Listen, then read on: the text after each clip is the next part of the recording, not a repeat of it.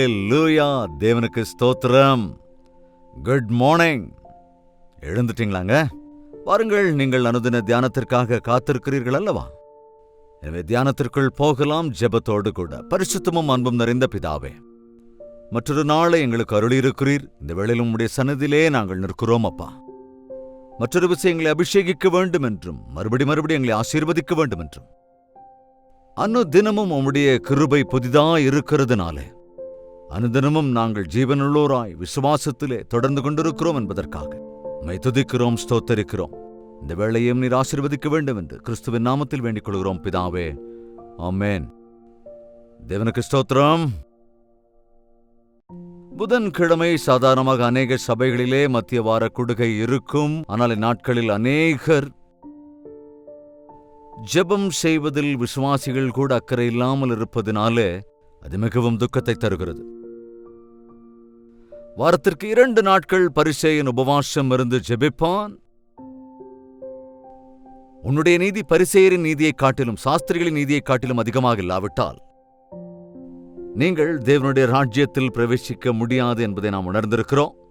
எனவே அதை காட்டிலும் அதிகமாக நாம் தேவ சந்நிதியிலே அனுதினமும் ஜெபத்தில் தரித்திருப்பது, அட்லீஸ்ட் வாரத்திற்கு 2 தடவையாவது விசுவாசிகள் எல்லோரும் சேர்ந்து சபையாக ஏக சிந்தையோடு ஜெபிப்பது என்பது, இன்னும் உபவாசம் இருந்து ஜெபிப்பது என்பது மிகவும் மேன்மையானது.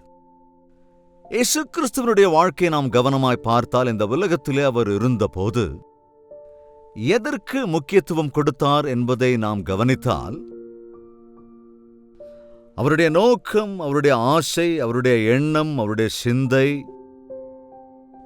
அவருடைய ஆவல் எல்லாம் அழிந்து போகிறவர்களை தேடி தேடி ரட்சிக்க வேண்டும். எங்கே யாரெல்லாம் பிசாசானவனுடைய பிடிக்குள் இருக்கிறார்களோ அவர்களை விடுவிக்க வேண்டும் என்று, சோர்ந்து போயிருக்கிறவர்களை எழுப்ப வேண்டும், வியாதியில் பிணியுற்றிருக்கிறவர்களை சுஸ்தமாக்க வேண்டும், எழுப்ப வேண்டும் என்ற நோக்கத்தோடுதான் அவர் நன்மை செய்து சுற்றித் திரிந்தார். கிராமம் கிராமமாக நடந்தே திரிந்தார் என்பதை நாம் வேதத்திலே பார்க்கின்றோம். என்றால் இதை காட்டிலும் முக்கியமானது, அவரை கண்டு நாம் கற்றுக்கொள்ள வேண்டியது, அவரில் கவனிக்க வேண்டியது என்னவென்றால் அவருடைய ஜெப வாழ்க்கை. அவர் தேவனுடைய குமாரனாய் இருந்த போதும் கூட, இந்த உலகத்திற்கு அவர் வந்தபோது சரீரத்தில் இருந்ததினாலே அவர் கண்ணீரோடும் பாரத்தோடும் ஜெபித்தார் என்பதை தேவனுடைய வாக்கியத்திலே நாம் பார்க்கிறோம். நீங்க கவனிச்சிருக்கீங்களா? எபிரேயருக்கு எழுதின நிருபம் 5வது அதிகாரம், எபிரேயருக்கு எழுதின நிருபத்தின் 5வது அதிகாரத்திலே கவனிங்க, 7வது வசனம். அவர் மாம்சத்தில் இருந்த நாட்களில் தம்மை மரணத்தினின்று ரட்சிக்க வல்லமையுள்ளவரை நோக்கி பலத்த சத்தத்தோடும் கண்ணீரோடும் விண்ணப்பம் பண்ணி வேண்டுதல் செய்து தமக்குண்டான பயபக்தியின் நிமித்தம் கேட்கப்பட்டு. இந்த உலகத்திலே ஒருவர் வாழ்வதற்கு, ஆவிக்குரிய பிரகாரமாக வாழ்வதற்கு, மாம்சத்திலே இருக்கின்ற ஒவ்வொருவருமே கூட ஆவிக்குரிய பிரகாரமாக நாம் வெற்றியாளர்களாய் இருக்க வேண்டும் என்றால், சரீர இச்சைக்கு இடம் கொடாமல் இருக்க வேண்டும் என்றால், நாம் தேவனோடு கூட ஐக்கியப்படுத்துகிற ஜெப வாழ்க்கையுடையவர்களாய் இருக்க வேண்டும் என்பது இயேசுவே நமக்கு காண்பிக்கின்றார். அவர் மாம்சத்திலே இருந்த நாட்களில் மகா சத்தத்தோடும் கண்ணீரோடும் ஜெபம் செய்தார் என்ற விஷயத்தை நாம் இங்கே பார்க்கிறோம். லூக்கா எழுதின சுவிசேஷம் 11வது அதிகாரத்தின் 1வது வசனத்திலே, அவர் ஒரு இடத்தில் ஜெபம் பண்ணி முடித்த பின்பு, அவர் ஒரு இடத்திலே என்றால் அவருக்கென்று சில பிரத்யேகமான இடங்கள் இருந்தது. தூங்கிறதுக்கு இல்லைங்க, அல்லது சாப்பிட்றதுக்காக இல்லை, இந்த ஜாலியா நேரத்தை செலவழிக்க அல்ல. நம்ம வாழ்க்கையில பார்த்தா அவர் எங்கேயும் இல்லையா, போய் அங்க தேடி பாருங்க அப்படின்னு சொல்லி தேடுவாங்க இல்லையா?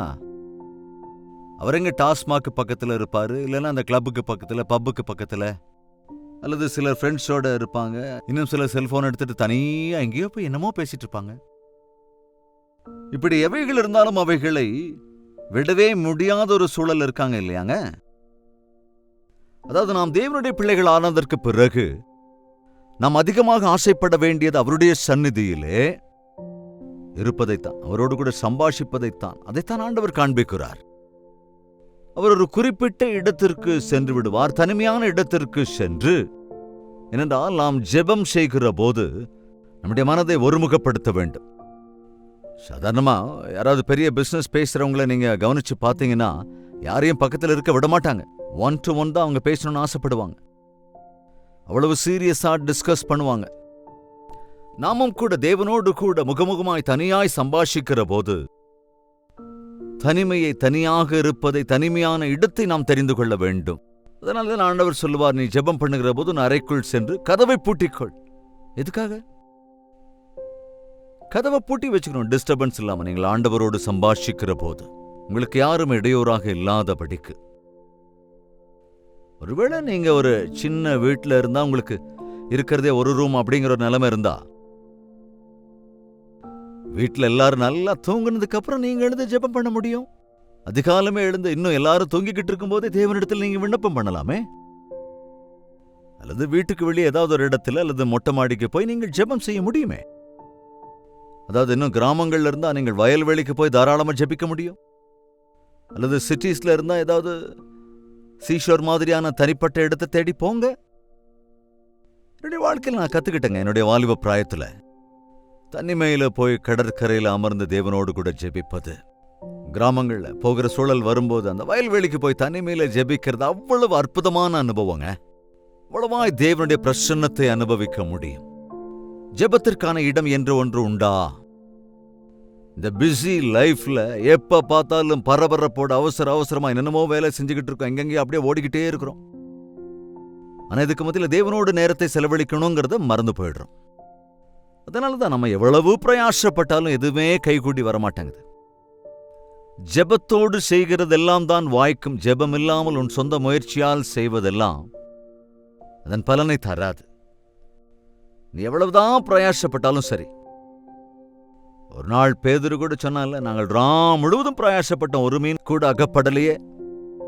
சில பேர் சொல்லுவாங்க, நாங்கள் வாழ்நாள் பூரா உழைச்சுக்கிட்டே இருக்கோம், எந்த பிரயோஜனமும் இல்லைங்க. ஆகிலும் உம்முடைய வார்த்தையின்படியே வலையை போடுகிறோம் என்று போட்டபோது அற்புதங்களை கண்டார்கள். அப்படித்தானே? தேவனுடைய வார்த்தையை தனிமையிலே இருக்கும் போது நம்மால் கேட்க முடியும்.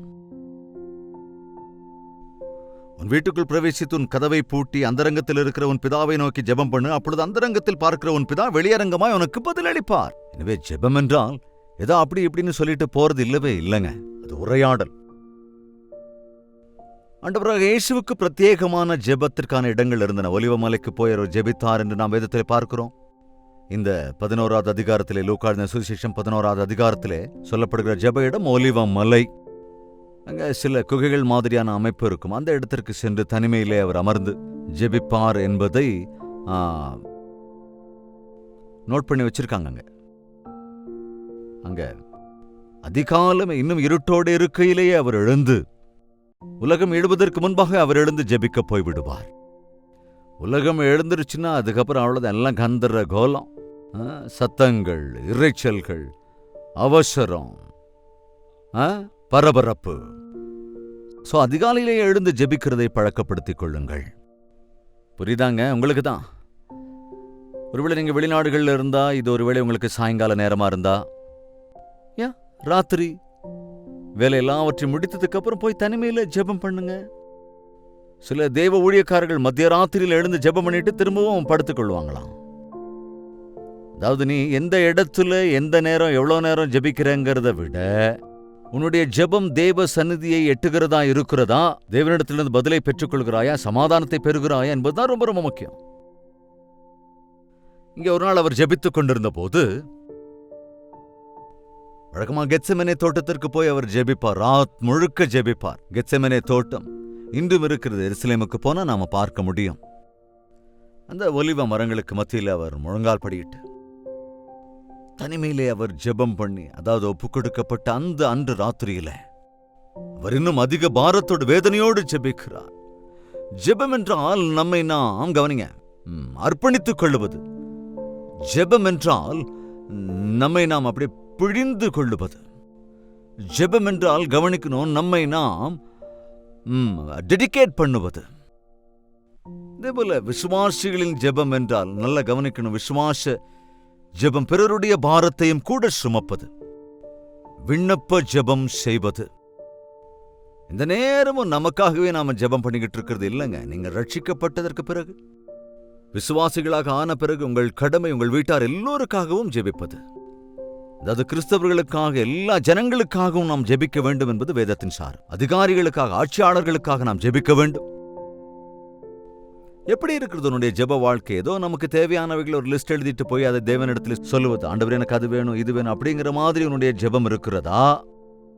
அல்லது உங்களுடைய ஜெபம் உன்னுடைய இருதயம் தேவனுடைய இருதயத்தோடு கலக்கிற வகையில, தேவ ஆலோசனையினால் உன் இருதயம் நிரப்பப்பட்டிருக்கிற வகையில, உன்னுடைய யோசனைகள் எல்லாம் ஃபில்டர் ஆகி வடிக்கப்பட்டு விட்டு, தேவனுக்கு விருப்பமில்லாத எல்லாவற்றையும் டிராப் பண்ணிவிட்டு விட்டு தேவ சிந்தையால் இருதயத்தை நிரப்பிக் கொள்ளுவது தாங்க ஜெபம்.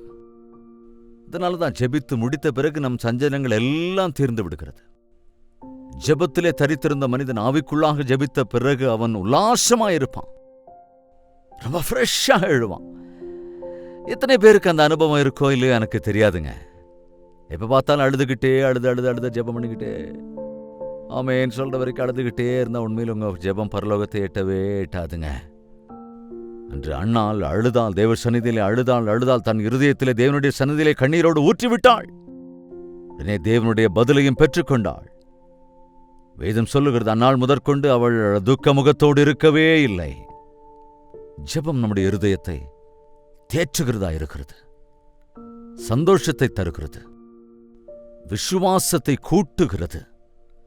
எனவே தனிமையிலே தேவனோடு சம்பாஷிப்பதை நீங்கள் தயவு செஞ்சு கத்துக்கோங்க. இது எந்த நேரம் அப்படி நாங்கள் குறிப்பிடப்படல. நீங்க ஆரம்பிங்க, ஒரு 10 நிமிஷம்னு ஆரம்பிங்களே பார்க்கலாம். ஜெபம் இன்னும் ஜெபத்துக்குள்ளே நம்ம கொண்டு போகும். பரிசுத்த ஆவியானவர் இன்னும் ஆழமான ஜெபத்துக்குள் நம்மை வழிநடத்துவார்.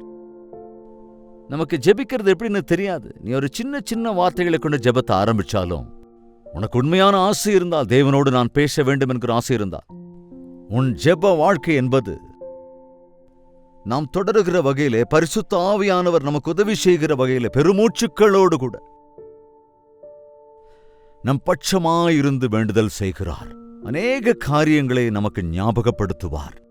அநேகருக்காக நாம் விண்ணப்பம் பண்ணும்படியாக உன்னை கொண்டு பரிசுத்த ஆவியானவர் கிரியைகளை நடப்பிப்பார், ஜெபத்தை கற்றுத்தருவார். நாம் இங்கே பார்க்கிறோம், இயேசு கிறிஸ்துவினிடத்திலே சீஷர்கள் வந்தபோது அவர் ஜெபிக்கிறதை கண்டு, ஆண்டவரே நீர் இவ்வளவு நேரம் ஜெபித்துக் கொண்டிருக்கின்றீர், எங்களுக்கு ஜெபிக்கவே வரவதில்லை ஆண்டவரே. ஜெபம்னாலே தூக்கம் வந்துடுது. நிறைய பேருக்கு இதுதான் எனக்கு பிரச்சனை, ஜெபம்னாலே தூக்கம்தான். ஜெபம்னா ஒரு சலிப்பு, அல்லது ஜெபம்னா பயம், பொல்லாத ஆவி இருந்தா அப்படிதான் இருக்கும். ஜெபங்கிறதுல இஷ்டமே இல்லை. ஆனால் ஆண்டவரே நீர் இப்படியெல்லாம் ஜெபிக்கிறீரே, எங்களுக்கும் ஜெபத்தை கற்றுக் கொடுப்பீரா என்று சீஷர்கள் கேட்டிருப்பார்கள்.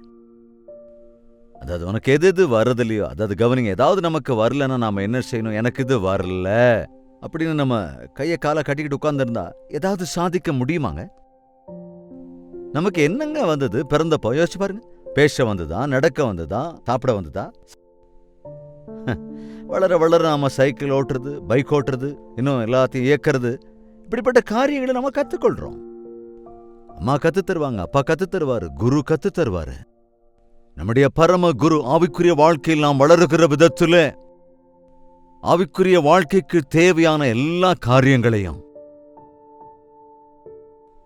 சாத்தானை எதிர்க்கிறதற்கும் விசுவாசத்தோடு கூட போராடி ஜெயிக்கிறதற்கும் ஜெபத்திலே நாம் எல்லாவற்றுக்கும் விண்ணப்பம் பண்ணும்படியாக பரிசுத்த ஆவியானவரை நமக்கு அவர் அருளியிருக்கிறார். நீ கேட்டாய் என்றால், ஆண்டவரே என்ன வழி நடத்துங்க, கற்றுக் கொடுங்க,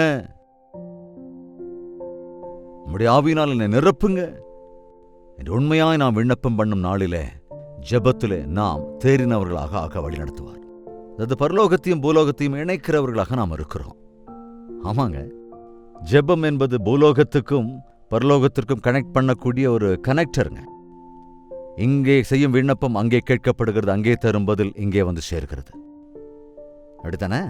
விசுவாச வாழ்க்கைக்கு தேவையான பேர்பட்ட ஆவிக்குரிய பாடங்களை நாம் கற்றுக்கொள்ள வேண்டும். ஜெப வாழ்க்கையை பழக்கப்படுத்திக் கொள்ள வேண்டும். இன்றிலிருந்து குறிப்பிட்ட ஒரு நேரத்தை, அதேபோல ஒரு குறிப்பிட்ட இடத்தையும் நீங்கள் தெரிந்து எடுத்து வைத்துக் கொள்ளுங்கள். என்ன தடை இடையூறுகள் வந்தாலும் அவைகளை மேற்கொள்ளும்படியாக ஒரு தீர்மானத்தோடு கூட தேவனுடைய சன்னதியில் முழங்கால் படியிட்டு ஜெபித்து பாருங்கள். எத்தனை அற்புதங்களை உங்கள் வாழ்க்கையில் காண்பீர்கள். நீங்களே சாட்சி சொல்வீர்கள். ஜெபிக்கலாமா? பரிசுத்தமும் அன்பும் நிறைந்த பிதாவே, ஜெபிக்க கற்றுக் கொடுங்க ராஜா. இந்த அனுதின தியானத்திலே ஒருமனப்பட்டிருக்கிற ஒவ்வொருவரையும் ஜெப வீரர்களாக்குங்கப்பா. ஒடுக்கப்பட்டிருக்கிறோம் என்கிற நாங்கள் எல்லோரும் உம்முடைய சாயலுக்குள்ளாக மாற்றப்பட வேண்டும். உம்மோடைய கூட ஐக்கியமுள்ளவர்களாய் இருக்க வேண்டும். எங்களை சுற்றிலும் அழிந்து போய்க் கொண்டிருக்கிறவர்களுக்கு அவர்கள் பட்சமாக இடத்திலே உம்முடைய சன்னதியில் விண்ணப்பம் பண்ணுகிறவர்களாக நாங்கள் ஜெபிக்கிறவர்களாய் இருக்கும்படியாக பரிசுத்த ஆவியை எங்கள் மேல் ஊற்ற வேண்டும் என்று கிறிஸ்துவின் நாமத்தில் வேண்டிக் கொள்கிறோம் பிதாவே, ஆமென்.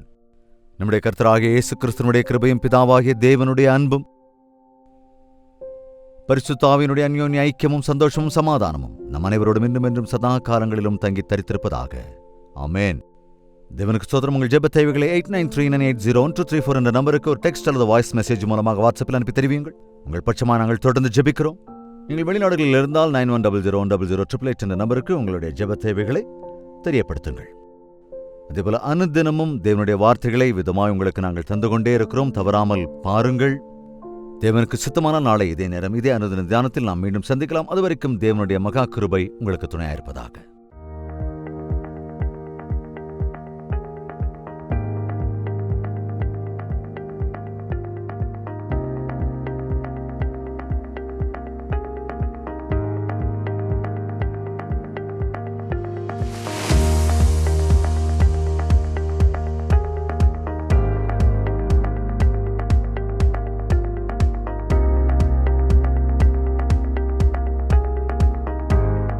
ஹல்லேலூயா!